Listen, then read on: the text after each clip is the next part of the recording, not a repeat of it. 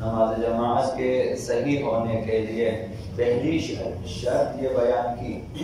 کہ یہ قصد اقتداء ہونا چاہیے کہ امام حاضر کی ابتداء میں نماز پڑھنے کا قصد کرے، اور اس میں بھی قصد قربت واجب ہے کہ خداوند متعال کی خوشنودی کے لیے اقتداء ہونی چاہیے۔ جس طرح نماز قصد قربت کے لیے ہے تو جماعت بھی قصد قربت سے ہی ہونا چاہیے۔ اور دوسری شرط یعنی واجب ہے یہ نماز جماعت کے صحیح ہونے کے لیے، دوسری شرط یہ ہے امام اور مأموم کے درمیان کوئی رکاوٹ حائل نہ ہو،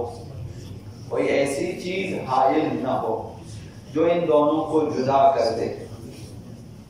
اتحاد کو ختم کر دے، اور مأموم اور امام کے درمیان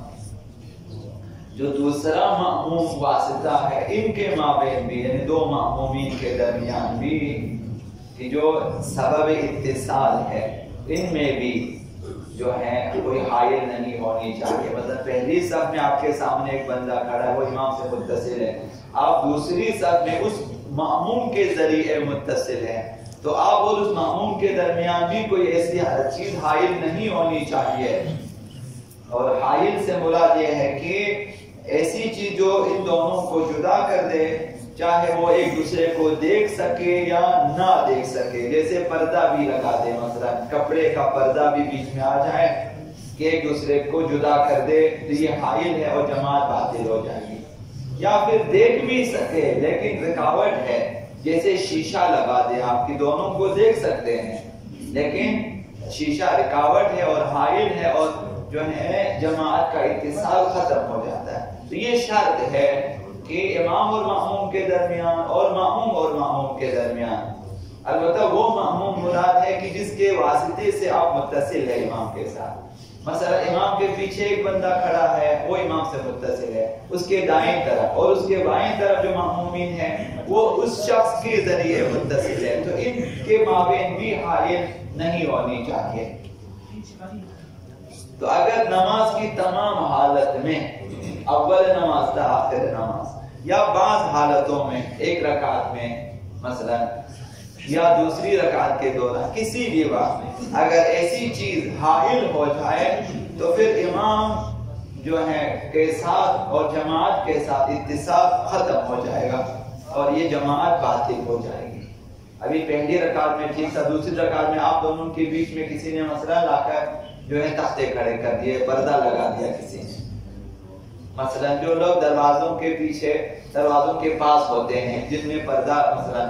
آپ کھینچ لیتے ہیں متصل ہو جائے، وہی پردہ لگا دیں، اتصال ختم ہو جاتا ہے۔ البتہ یہ مرد مأمومین کے لیے ہے، اور جو ہے عورتیں اس سے مستثنا ہیں اس حکم سے کہ اگر عورتیں مردوں سے متصل ہیں جماعت میں، ان کے بیچ میں پردہ جائز ہے اور حائل بھی جائز ہے، بشرطے کہ حائل ایسا نہ ہو کہ جو اتحاد مکان کو اور اتحاد جماعت کو ختم کر دے۔ اگر امام جماعت مرد اور مأموم عورت ہو، امام جماعت مرد ہے اور مأموم ایک خاتون ہے یا دو خاتون یا کئی، اس عورت اور امام کے درمیان یا اس عورت اور دوسرے مأموم عورت کے درمیان جس کے ذریعہ وہ جو ہے عورت امام سے متصل ہے، ایک عورت براہ راست امام سے متصل اور امام کے پیچھے کھڑی ہے کہ ایک عورت ہے یا مثلا، یا پھر وہ ایک امام جماعت کے پیچھے ایک شخص ہے مرد ہے، اس کے پیچھے ایک عورت کھڑی ہے۔ اگر امام جماعت کے پیچھے عورت ہے، وہاں بھی پردہ جائز ہے، اور اس کے پیچھے ایک مرد ہے، اس کے پیچھے ایک عورت ہے، تو وہاں بھی پردہ جائز ہے۔